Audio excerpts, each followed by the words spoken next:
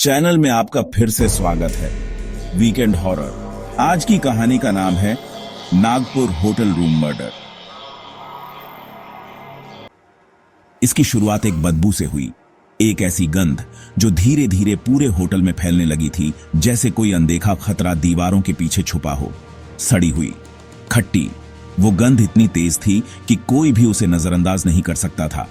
नागपुर के एक पुराने लॉज का कमरा नंबर 103। बाहर से देखने पर यह कमरा बाकी कमरों जैसा ही था, साधारण, शांत। लेकिन उस दिन इसके अंदर कुछ अलग ही कहानी चल रही थी। मैनेजर ने इसे सबसे पहले नोटिस किया। यह बदबू हॉलवे में फैल रही थी, थिक और शार्प। उसकी नाक में जैसे कोई खतरे की घंटी बज गई हो। उसने नॉक किया, कोई जवाब नहीं। अंदर से एकदम सन्नाटा था, जैसे कमरे ने अपनी सांसें रोक ली हो। वह इंतजार करता रहा, नर्वस था। आखिरकार उसने दरवाजा खोला। उसके हाथ कांप रहे थे, दिल की धड़कन तेज थी, और जो उसने देखा वह एक नाइटमेयर की शुरुआत थी। उस पल के बाद होटल की शांति हमेशा के लिए टूट गई। अंदर हवा खराब थी, मौत की बदबू से भरी हुई।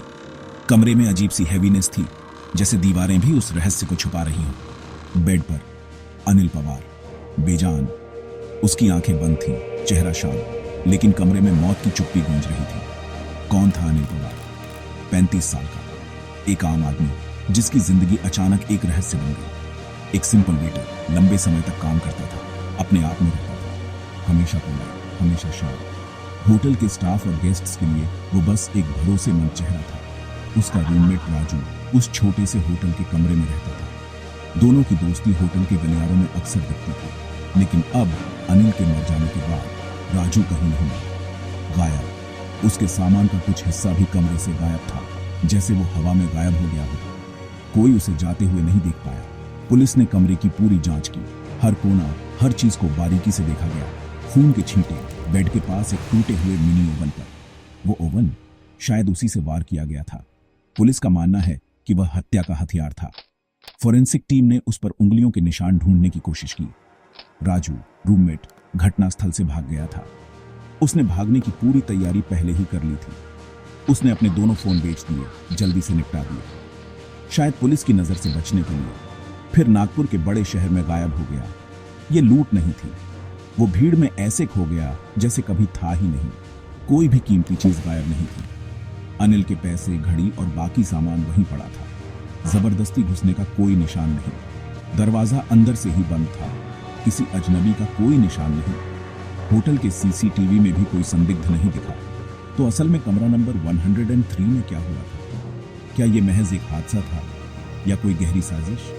एक छोटी सी लड़ाई, शायद पैसे के लेन देन को लेकर या अनपेड किराए को लेकर। होटल के स्टाफ ने बताया कि दोनों के बीच हाल ही में बहस हुई थी। कुछ कहते हैं कि छोटे छोटे धोखे जमा होते जाते हैं, बोतल में दबाव बनता है और फिर टूट जाता है। कोई नहीं जानता कि उस रात असल में क्या हुआ, लेकिन उस बंद कमरे के अंदर दो दोस्त दुश्मन बन गए। एक पल में सब बदल गया।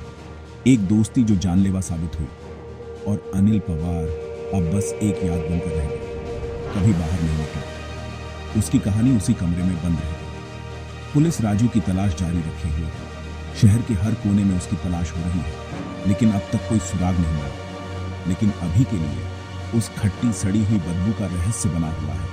हमें याद दिलाता है कि कभी कभी सबसे डरावने मॉन्स्टर वो होते हैं जिन्हें हम पहले से जानते हैं। और शायद इस कहानी का सच भी कभी सामने ना आ पाए।